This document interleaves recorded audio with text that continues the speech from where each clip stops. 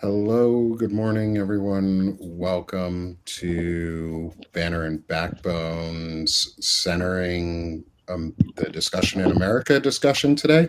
Um, it's a little bit different from the normal Sick of This show on at this time of the day. But good morning, everyone. Welcome.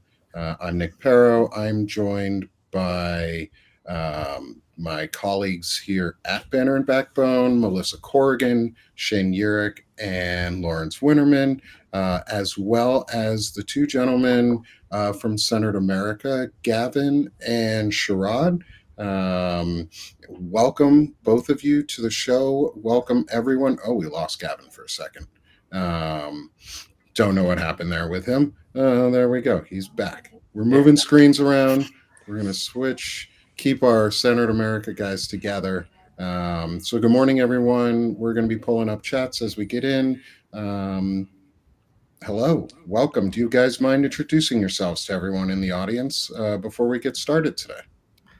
Yeah. Hey guys, I'm Gavin. I'm one of the co-directors at Centered America.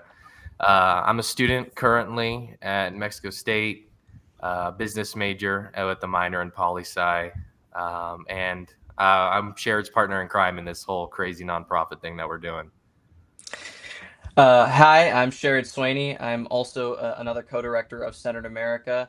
I am a student studying political science, and I'm just ready to center the discussion. So I'm glad to be here. Awesome. Well, thank you guys for joining us today. Yeah, we're Um, glad we to be here. we appreciate it. I know, Sherrod, it's our second time. Sorry if I say your name wrong. Um, Oh, it's all right. it's um, it's our second time talking, and so I'm glad we're getting this chance to speak again today. Um, but I also wanted to make sure that we got the whole crew together and start some discussions and ideas around literally centering the discussion in America and what that actually means. Um, and I wanted to bring on Melissa Corrigan, Shane Urich, and Lawrence Winterman because they all have some ideas. Lawrence has written our 6 constitutional amendment proposals that we are workshopping and live shopping with everybody to try and get feedback and build and grow as a community and really put into the zeitgeist. Melissa Corrigan writes the new papers, a Thomas Paine style paper, and she's just fucking incredible at it. Um, and Uh, distributes them in person, um, and like physical stuff. And then obviously everybody knows Shane, our firebrand and very hard hitting hard truths, and going into the tech side on a lot of stuff too. And so we wanted to get you guys in and really break down some ideas and hear what you guys are doing, and how you're helping both locally and nationally, and what Banner and Backbone can do to support y'all. Awesome. yeah, thank you. So, yeah, so really just open it up for you guys right now. Anyone, please jump in on if you've got questions for the guys. But I want to give you guys really the floor a little bit to discuss what you're doing first, and then what we're doing, and maybe pass it over to Lawrence to discuss some of the constitutional amendments and pieces like that. Melissa, your new papers and how those might fit in ways that we can build a local reporting coalition to get the message out.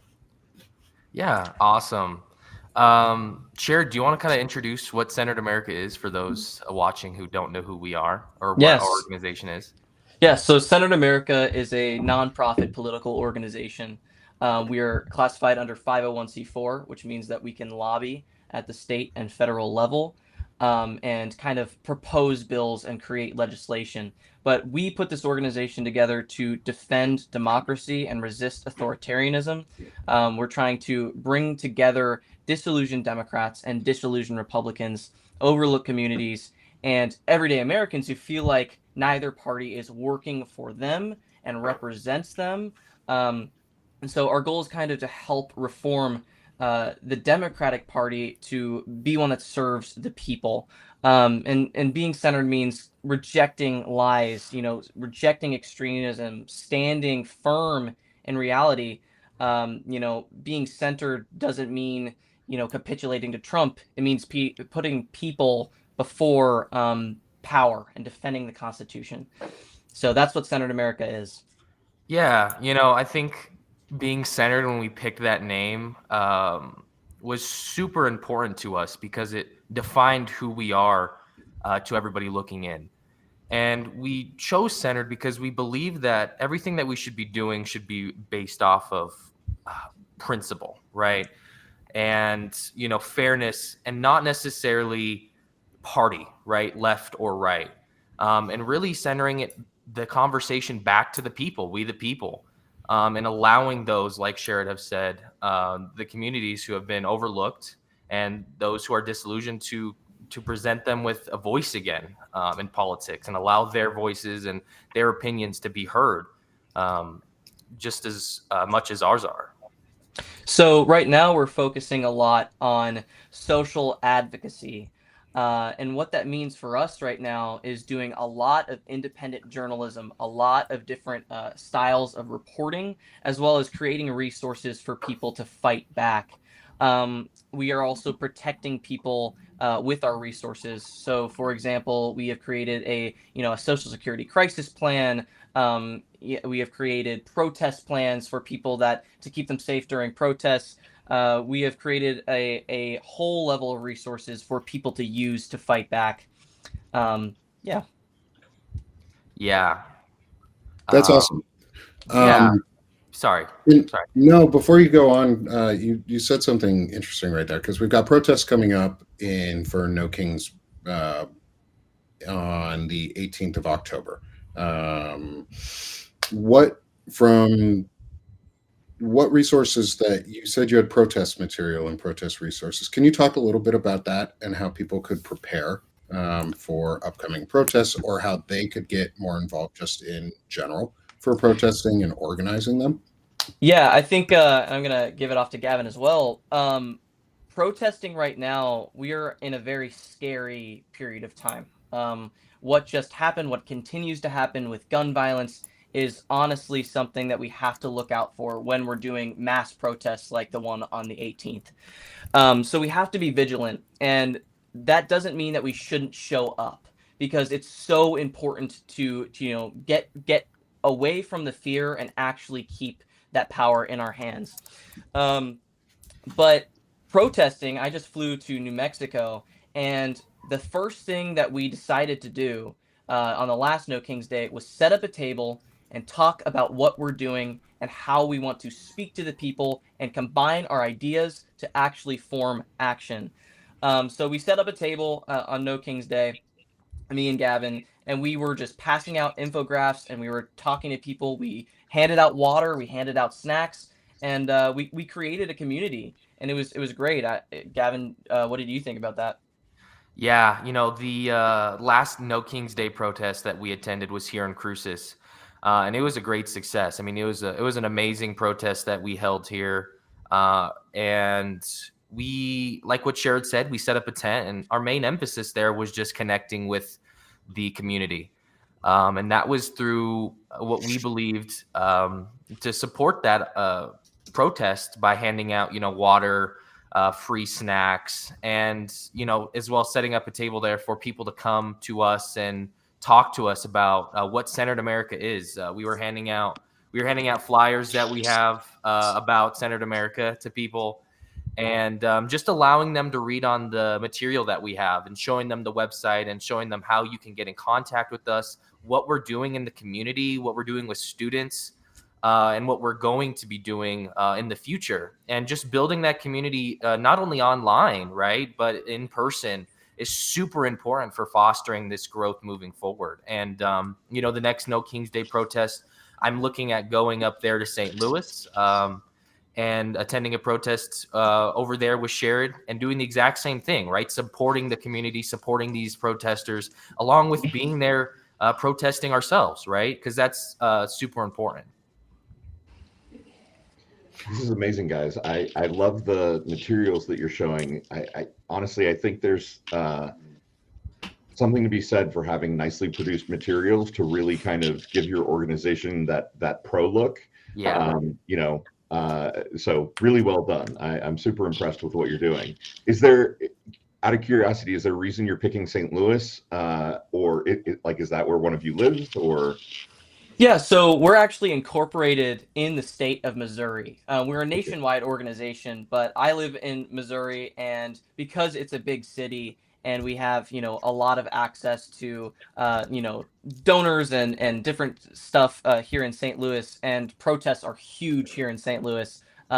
We decided to incorporate here instead of in New Mexico.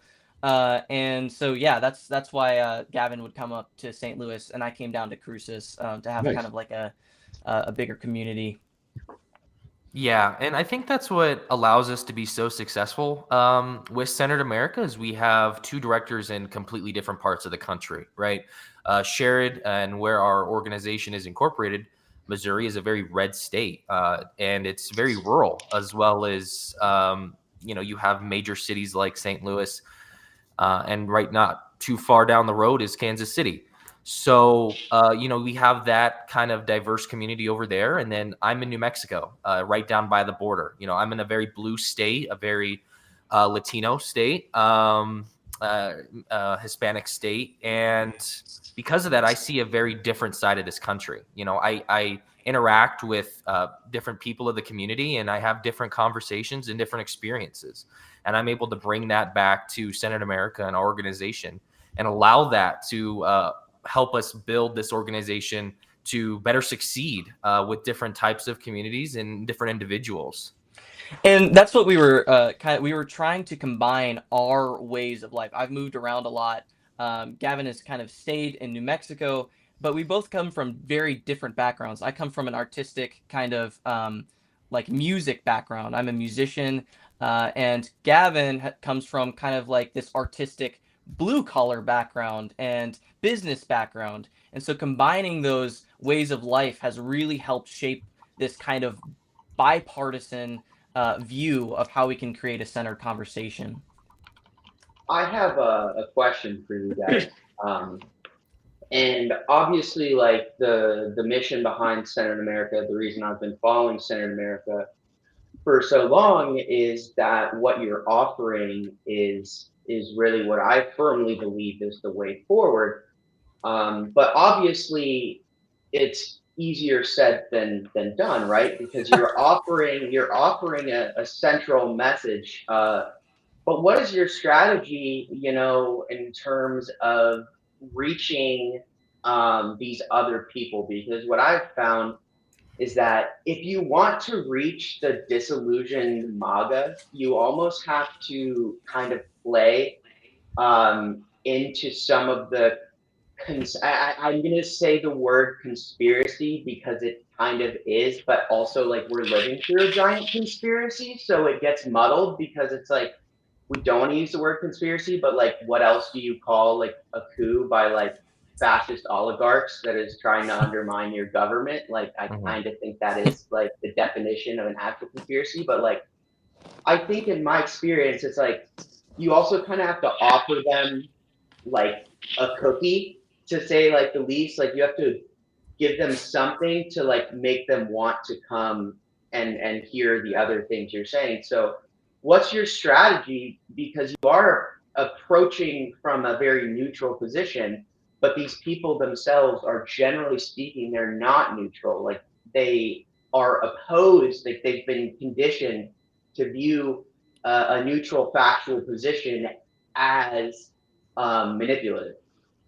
Yeah, so I'll start off, and then Gavin can kind of finish me off as well. I believe that trying to reach MAGA is a very hard goal to reach. So it's a great question.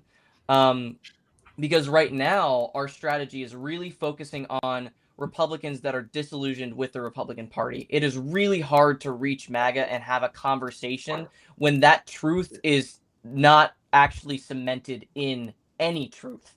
Um, and so our strategy actually started out with algorithmic social media platforms, right? How can we create social advocacy and reach people through the algorithm when the algorithm is really tethered to the person and what they're watching?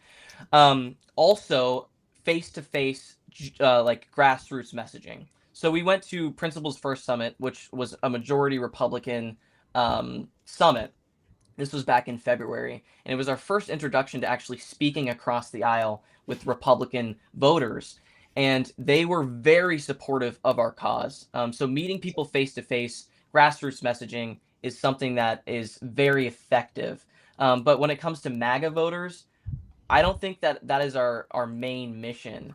I think our main mission is getting disillusioned Republican voters on our side and feeling like the Democrat, because we vote Democrat, the Democrats are who they can vote for. Of course, we are apart from the Democratic establishment, but we very much vote Democrat because they are more in line with those centered ideals right now. Yeah, what Sherrod said basically is what I'm about to reiterate, right? One of the things that I wanted to talk about was the Principle First Summit that we attended in Washington, D.C. in February. It was an amazing event, and that was our first time interacting across the aisle, right? And we did that because we didn't want to section ourselves off to just one side, right? One party or the other. And when I mention party, I really mean Democrats and then the Republicans that aren't MAGA, right? Republicans that either didn't vote in this last election or voted for Harris. And that was the majority of who made up this summit. And in doing so, we learned a lot of valuable knowledge and ways that these voters think. What are the topics that they're really focusing on? And what are the topics that they don't really care about?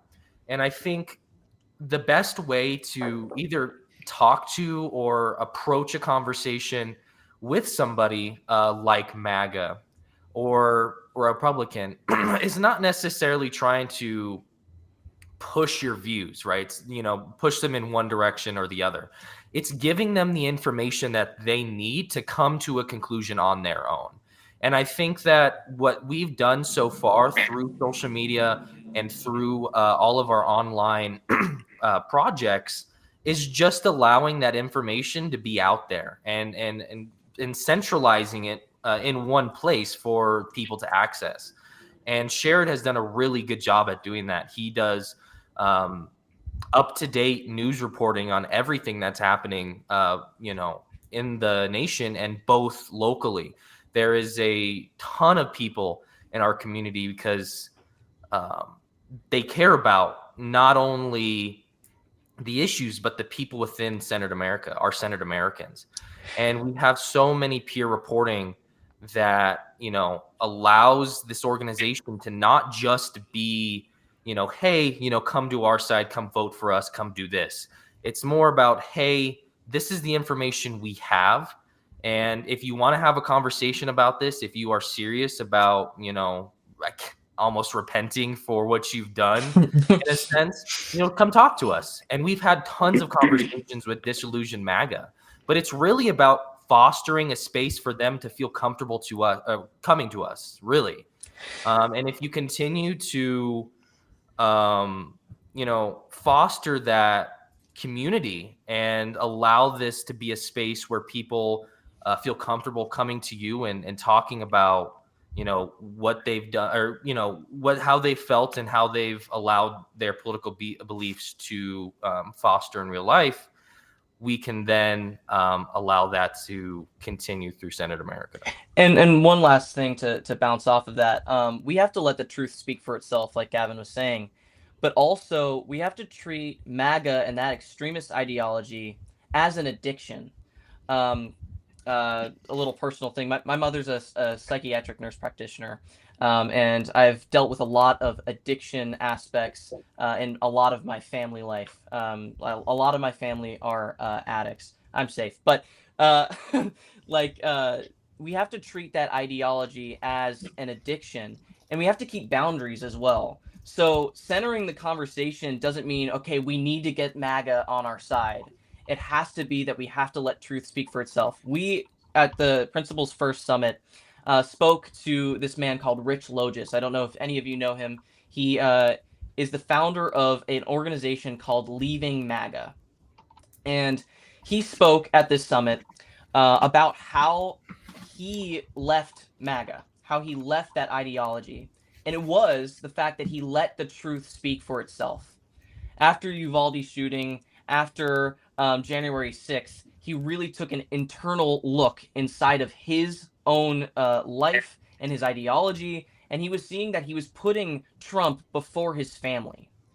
And so centering on that topic, that idea of it can't be us making sure that they don't relapse if we look at it as an addiction, right? It's not us making sure that they don't, do their drug. It's us making sure that they can realize that that drug is killing them and ruining their life. And that's a hard thing to do, but if we let it speak for itself and they end up, feeling that the tariffs, if they end up feeling how it feels like farmers are feeling the fact that tariffs are ruining their farms, businesses and small businesses are feeling the effect of how tariffs are ruining their business. And if we let that speak for itself, then we are more, we have the ability to keep them in the conversation, and they have the ability to actually come back in some way. Now, that doesn't mean that they shouldn't have retribution for what they've caused, for the violence as well. I really appreciate everything you guys just said, because I think that you're exactly where you should be. I think that I totally agree with you in regards to creating a space where people who are disillusioned can come without retribution, because I think like they're gonna feel, like you said just now, like they're gonna feel the pain of their own actions. And the other thing you said that I think is so important, one of the most important things you've said thus far, and you've said really important things, is treating MAGA as an addiction, right? Because Trump is a cult of personality, and there is absolute psychological repercussions for the actions that have been taken by the regime, how they have used social media and leveraged it to create these echo chambers that have literally, when we go back and study this, because we will have to go back and study this, we're going to find that these people's brain chemistry was in some way changed, because we don't understand how social media works. We still don't. We haven't studied it enough to understand like the effects on us, as we are like the beta test for whatever the hell, a globally connected, algorithmically influenced society is. And I think that what we're seeing is, the absolute exploitation and unregulated usage of social media and what it can do to people. So, and giving them a space to come, giving them a space to come somewhere unjudged and recover is really important, because me and Nick talk about this a lot, but we need everybody to beat this. It needs to be a populist movement, and a populist movement, we cannot choose to be exclusive in who we decide to let work with us. So I think you guys are on the right path. Yeah, and I think it's not just because I agree, but I also think that it's not just the MAGA extremist movement that's using social media. It's also a lot of these left wing echo chambers as well. I think me and Nick talked about this a little bit, and it's of course we don't want to dwell on the past and we want to look forward. But I think that it can help us look forward if we know how we have lost in the past. And I think one of the main things, among a lot of different things that landed us here in the first place, is social media. Like you were saying, Shane. And it's the fact that instead of looking towards getting people on our side and getting people in the conversation, we used a lot of funding in the past election cycle on social media algorithms and social media messaging, when algorithms are very centered to echo chambers, and the people that are voting for Kamala Harris are going to see Kamala Harris's videos, and people that are voting for Donald Trump are going to see Donald Trump's videos. It's just how it works in terms of social media. What we can do is what honestly worked for Turning Point USA. which is, and we can do it in a centered way. We don't have to do it in the way that they do it, which is getting on the ground on college campuses, speaking across the aisle, and then using both voices to have it on both algorithms, right? You can see it across the aisle if both people are talking. And so Right. that's I actually had a question for you guys. I have older kids, young adult kids that are college age, and we live in Norfolk, Virginia, and there's a couple of major universities here.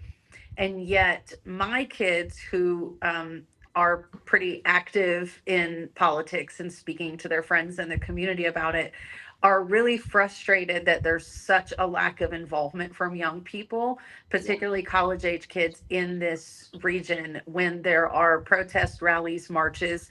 Yeah. It's easy to say that the average age of someone there is 45, if not older. And my oldest son especially is about to turn 21, and he's just so incredibly frustrated that the people in his generation just don't seem to want to even engage the conversation, much less pick a side. Um, and what has been really concerning since the death of Charlie Kirk is seeing how influential Turning Point was and how many I was of the deluded impression that young equals progressive for the most part, generally. So seeing the absolute volume of college kids that have turned towards Turning Point and have accepted a very aggressively conservative position. What are you guys encountering on campuses, and how are you able to engage kids to come out and participate in political activities? Yeah, that's a great question. And I think that it's a there's a lot of answers to that. But one thing that I would like to address as a college student myself is, I see the disillusion between college students and the political system right now.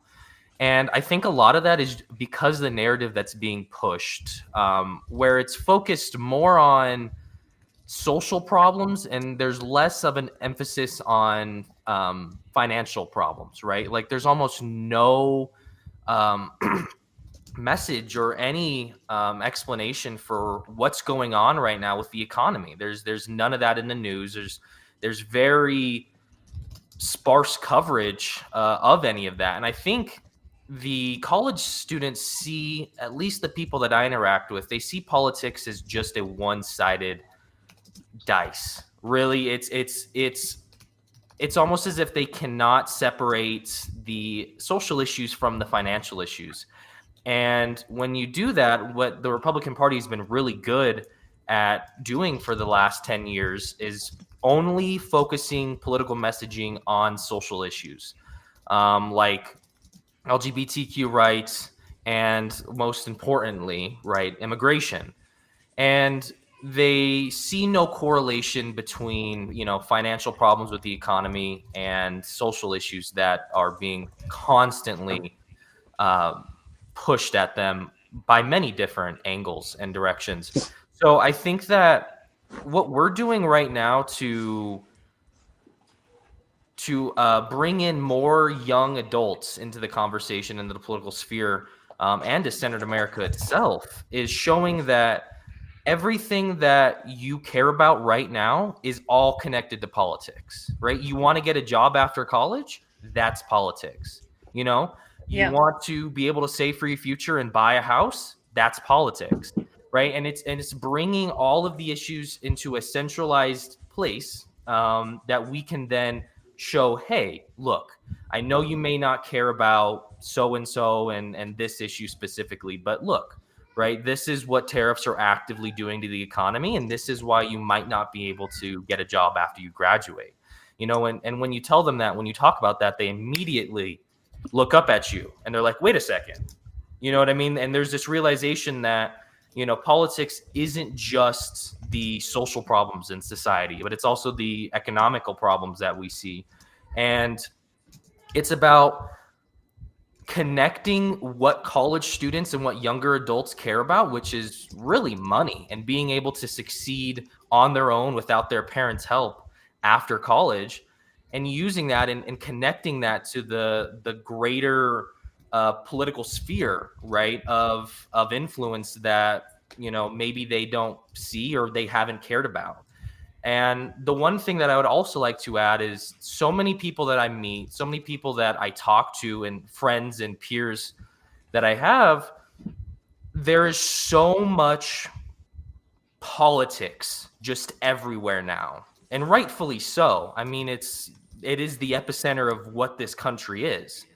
But because of that, there is so much information that most people just feel burnt out with the idea of politics, and being separated from it entirely and not picking a side is easier than attempting to, you know, push through most of the trash that's online and actually finding and caring about information that is useful and has any meaningful impact. So, what we found most successful with the younger demographic like ourselves is just connecting issues that they care about, as well as allowing them to see that politics doesn't have to just be screaming matches on TikTok, right? And Melissa, I think there's also there's a lack of representation in our government for younger people, and that keeps them disillusioned. We see that the average age is above 40. So how are college kids able to feel connected to politics if there's a lack of representation? So what we need to do is we need to run younger candidates so that college-aged kids feel more in line and represented with our government and our Congress. Like, if we want to have an actual, you know, centered representation in government with our, you know, House of Representatives and Senate and our Congress, we need to run younger candidates and keep that range of age and ideas strong, because our economic issues as younger people are completely different from the economic issues that older people face, because older people had better incentives and had an easier time getting, you know, a footing economically, and we don't. So having people represent us in that idea is very important, and that might make, you know, college aged kids a little bit more in line with what's happening politically. But I also think it comes down to social media as well. I wanted to offer something because I one of the things I think is really important is case studies. And I talk about this a lot. Is it's one thing to talk about an issue like young people in the economy. It's another entirely to get a real case study on it. One of my passions is geopolitics. So um, I spent when I went to Argentina, it's very interesting because if you look at Argentina's economy, they've been in the hole for decades. And one of the big issues there is their housing and how young people have been unable to afford housing for a long time. This goes to talk about what you're saying, college age kids, all they really care about money. Well, what they noticed as inflation got worse and everything is that young people, they get their paycheck, they go out, they spend everything, and they live week to week, and they have no savings because the idea at that point, when the economy doesn't work and people are so disillusioned with the current situation, is they just spend all their money on social events and consumer things like everyone's wearing Jordans and everyone's wearing expensive clothes and everyone is doing all these things because there is no hope in terms of them getting a house or renting or having any actual ownership of things. And I think that in America, we see a very similar thing. We're like looking at the economy getting worse, and yet consumer spending is still high. Why? Like high relatively. Why? Because college age kids, young people have been groomed into this cycle. And again, I think that's something that ties to our economy. It's like, well, that's a good indicator of where we are. Is young people continue to spend because we don't save, because there's no point in saving for a house. It's not something that's tangible. So, like, being able to realign that discussion and also just pointing to a real case study and maybe why young people are acting that way, Yeah. and to give them a possibility of a future and be like, yeah, that is politics. Like, you don't have to spend all your money on these social trends and keep this consumerism going, because if you engage with centered America and centered beliefs, well, you might actually be able to do something else. And I just wanted to share that case study because I think that's Yeah. helpful for people as well. Shane, you hit the nail on the head with that one. I really think that that's exactly what we're seeing as well. And I can add on to that with, I think there's also a lack of financial education that older individuals got, rather than college age individuals. I think, there's tons of lack of, sexual education and financial education, and I think that we need to educate our college age individuals and make sure that people have the resources they need to be able to save money and not feel like it's hopeless. But if we don't have hope with with the housing crisis, right? We don't have real policy trying to engage on what is making, housing so expensive, then college age individuals do feel hopeless and they're going to spend their money on things that they can actually tangibly afford. So yeah, I think that's a great message, and I think we're gonna start working on that. That's great. Thank you, Shane. Yeah, I really like what you said about Argentina because we definitely are seeing that here in America for sure, right? Consumerism has completely reshifted to because of online shopping and the very easily accessible world of online shopping. It's become so easy to become like overconsumed and look at the economy and what Shared was saying. It's so disillusioning to look at something that is obviously failing and say, yeah, you know what, I'm just going to continue to work and put this money aside for something that I don't even know if it's going to be possible when I need to be at that point, right? 10 years down the line, 20 years down the line, when I've saved enough, is the economy even going to be stable, or is less stable or more stable than it is now? And it's hard to make Mm-hmm. these decisions, especially now with the administration just completely censoring the statistics in this country, right? With him firing the head of the Labor Bureau of Statistics and replacing him with somebody that he appointed. It's stuff like that where it's hard to now make decisions looking into the future financially if we can't even get the correct information to base that off of. Yeah. And you see the rise of online shopping and quick satisfaction, and people are resorting to just saying, hey, I know I'll never be able to afford a house, but I can buy this cool pair of shoes online and I can be happy for the month, right? And I see that with the people that I work with, and I see that with the people that I go to school with. These people have brand new clothes, jewelry, a nice laptop, a brand new iPhone 17, but they don't have any money put aside for savings, right? Yeah. And they're continuing to pay their college tuition paycheck after paycheck. So there's almost a shift in the economic stability of younger adults and not focusing on saving and being successful and happy later on in life, and instead being as happy as I can now through any means possible, because I don't know if there's happiness in the future. And Yeah. going back to what you're saying, Melissa, I think that if they see that younger people are getting engaged, they're going to feel more represented. So our organization Right. is me and Gavin. We are younger college age individuals. Even if they don't have representation in government, if they have representation on the ground, that does something at least. That does help them feel more engaged. And I think economically, what Gavin was saying, how are people going to feel like they trust a system that is not working? How are people Right. going to go, I so love this system that's not working for me? And so that's why we have to change the system. Yeah.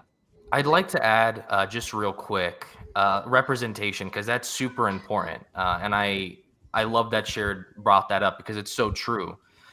There is almost no representation of young adults in politics, and that's a serious issue because of there's almost no incentive, and there's no reason to follow politics if you see the people that are in politics and they're like 80 or 90 years old and they're voting and continuing to vote for their interests. Right. And it becomes super frustrating very fast. And I think one thing that I'd like to address is how successful Charlie Kirk was in uh, you know, fostering really so many copycats of himself, because he was Right. a younger individual. I mean, he started his political career in high school, and he has been in that spotlight as a young adult for his entire 20s. And because of that, so many young men on the right said, "Hey, I could do that too."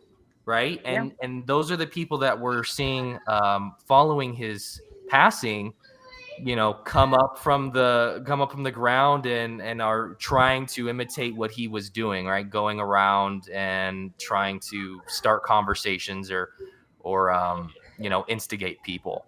Right. And if we do that, but on the left, like what Sherrod and I are trying to do, is say, hey, look, you can be a part of politics. It's not like going to school for 4 years and then 3 years in law school and then maybe you can run. And it's like, no, that's not really what politics is. You can have a voice, you can matter without being an elected official, right? You can make change, you can do amazing things in politics without being an elected official. And I without think having to pay any money, yeah, with there's no barrier of entry. And I think that's where people, especially younger individuals, get so caught up on. It's like, oh, well, how do I even start? It's like, just do it, post a TikTok of yourself talking about stuff that you care about. That's what we did, right? And that's amassed phenomenal. 10,000 followers in the last 6 months, right? So Right. it's just about trying something. It's about throwing something and seeing what sticks. And, there's so many people that I've met. My girlfriend, she's a part of a sorority, and a lot of the girls in her sorority are super liberal. And she talks about what I do with Senator America, and they're like, wow, that's amazing. Like, how did he do that? And when I talk to them, it's like, hey, like it's as simple as just starting, and not being afraid to allow your voice to be heard, and not being afraid to be wrong sometimes. It's Right. so scary right now for young people to even attempt to have a voice at all in general in society, but it's even harder in politics because it's so the system is just so old that it feels as if there's no way to even get your foot in the door. And what we're doing, what Sheridan and I are actively doing with Senator America, is saying, hey, like, this is how easy it is. This is what we're doing. It's not a super complicated barrier of entry. In fact, I would say there's almost none. Right. Just care enough to do I something. think, And that's all Nick, that politics is. this dovetails nicely with we're launching a project, the 1A Collective, that Yep. is specifically to empower absolutely everyone to exercise their First Amendment rights. So that's phenomenal. So I have a sticky question to ask you. Go crazy. Because I have found that when an organization is branded center-centric moderate, there can be a bit of concern from certain people. So I have a young adult son who is trans, and I will never ever be willing to throw trans rights under the bus for political advantage. And unfortunately, what I have found is that the right has co-opted this issue to such a degree that when the topic of trans rights enters the conversation, that conversation frequently shuts down. It just goes no further. They take a hard stance, and there simply isn't any, I cannot move forward with a politician who's willing to give trans people rights. So have you guys encountered this in your conversations, and how do you handle that when it comes up? That is a sticky question. Our number one thing is that we advocate for trans rights. We advocate for LGBTQ plus rights. Um, And we don't and apologize for that. I'd like to yeah, add that just like we are, that is a non-starter for us, right? Like we will not apologize for protecting any community that's been victimized by this organization or by this administration. and so being centered, yes, that name comes with a lot of, well, how are you need to be centered on LGBTQ rights. No, we don't. No, we don't, because social issues, even okay, so a lot of people do care about the economy, but social issues matter as well. And so before we were talking about how a lot of people care about the economy, but social issues matter to us a lot.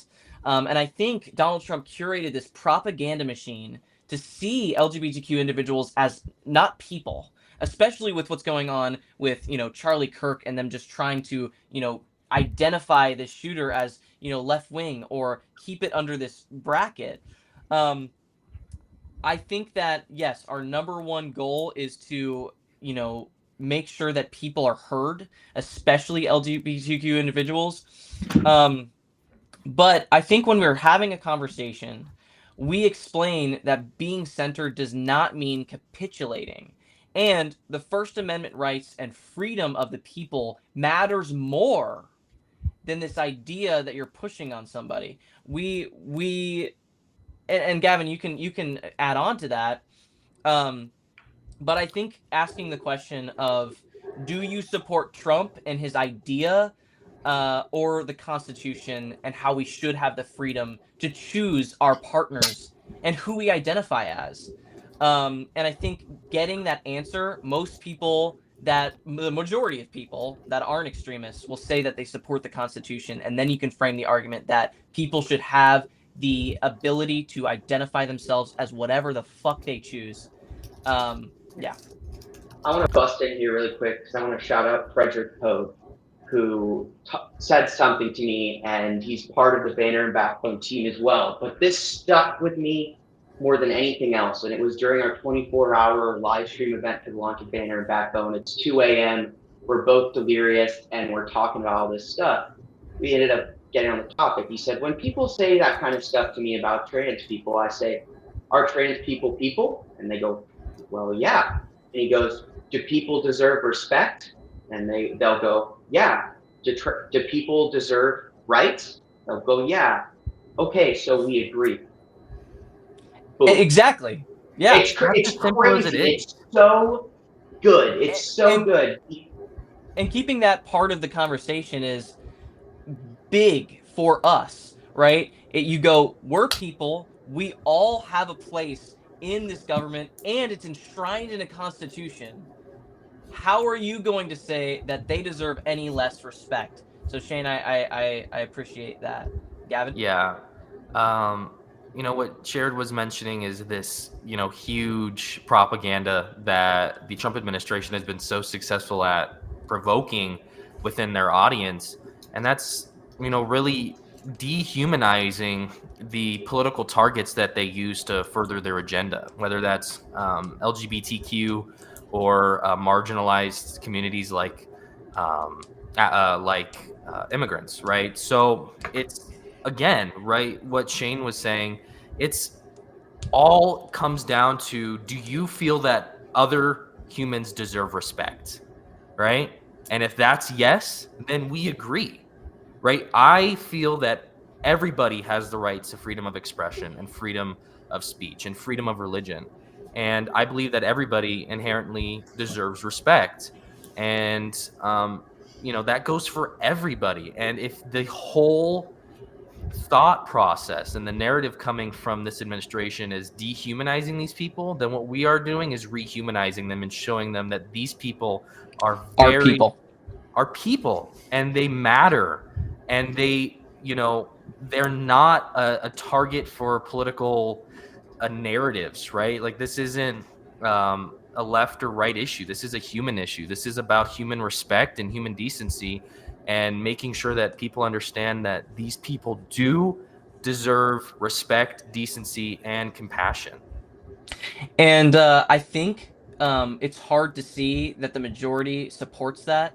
But from the way we've spoken across the aisle to Republicans that are disillusioned with the Republican Party, even people with conservative ideals still support that idea and are still in line. Now, there is an extremist that's so loud that extremist ideology is very loud, but that doesn't mean that the majority doesn't feel that way and feel like people deserve respect, especially trans individuals. And we're seeing that even though the algorithm is pushing this idea that MAGA extremists are the main thing right now, it's not, right? We have a majority that supports trans rights in America. That is the truth. And Yeah. if we get that majority into the conversation, we can make it louder than extremist ideology. And hate is always going to be loud. We know that. We know that hate is going to appear louder than love and kindness and respect. But we can make ourselves loud by having these conversations and doing what we're doing right now. And I think it does do work. And so I appreciate you, Melissa. Thank you for sharing that and asking that question, because we do very much care, and we are seeing that other people care too. That's phenomenal. Yeah, and I love that discussion. Thank you guys for being unapologetically pro personhood Yeah, and like- dignity. It means a lot. And I think that's something, Lawrence, you have talked about too, in terms of representation and how we can represent people better. I know we've only got a couple minutes left in this discussion. I have another live that I've got to get to right after this. But I would love to continue this talk next week if people are available. Yeah. And Yeah. continue having more of these discussions. Evan Fields is most likely going to be able to join us next week. He's part of the Lincoln Square project. He also does. He wrote a master's thesis on local engagement and like the utility and um, importance of local civic actions like town halls and your and how you get engaged going from a bottom up strategy. So I'd love to get him involved in this discussion too. Lawrence hasn't had a lot of time to discuss his constitutional amendments, which I really want to get to too. So I think this could be almost a long running series of us getting together and talking about this. Totally. Yeah, I'd love that. That'd be amazing. So if y'all don't mind, I'd love to keep this discussion going next week. And before that way we don't get into too many more conversations right now. Get us a moment because I got to take a minute. I'll be with Dean Blundell right after this, so please tune in on my live. Is remind everyone where they can find you guys, what your names are, what you're doing, and how we can support you. Unabashedly promote yourselves. Yeah. So first off, before we start promoting, I can't wait to have that conversation. That's going to be a great conversation, and I'm so happy to hear about the constitutional amendments. And I can't wait to continue next week. So my name is Sherrod Swaney. I'm the co-director of Centered America. You can find all of our platforms. We have Substack, Centered America. You can look up our website, centeredamerica.org. We're on TikTok, Centered America. Everything is Centered America. We keep we have a Blue Sky. We have an X. All of our social medias are Centered America. You should be able to find us just by typing that in. We have pretty good search engine optimization, so just typing it on your search bar, it'll come up. Gavin? Yeah. There's so much useful information on our website, www.centeredamerica.org, not .com, .org. You'll find so much more about both Sherrod and I, the organization, and links to our articles on Substack, and also just explaining what our plans are for the future. And just a little bit about us and our background. Me and Gavin met in elementary school. Yeah. I had moved to New Mexico, and we met each other in third grade, and we weren't talking about the everyday just normal play on the playground stuff. We were talking about politics, which was crazy for third graders to talk about. But we were talking about the effects of 9/11 and how that has impacted people and individuals and first responders, and we kind of just became best friends, and I had moved away, and then we reconnected and decided we need to do something. And so we started Centered America to really center the conversation and go back to our roots, which is we've always cared about politics and we've always cared about people. It was fantastic, guys. Thank you for joining us. Melissa, Shane, Lawrence, thank you guys for joining me today on this as well. This has been a presentation of Banner and Backbone, having a discussion on centering America and centering our discussions on real center issues. So please tune in again next week. We'll be continuing this discussion and look forward to seeing everyone. Thanks, y'all, and have a great afternoon. We'll see you. Right, Thank you.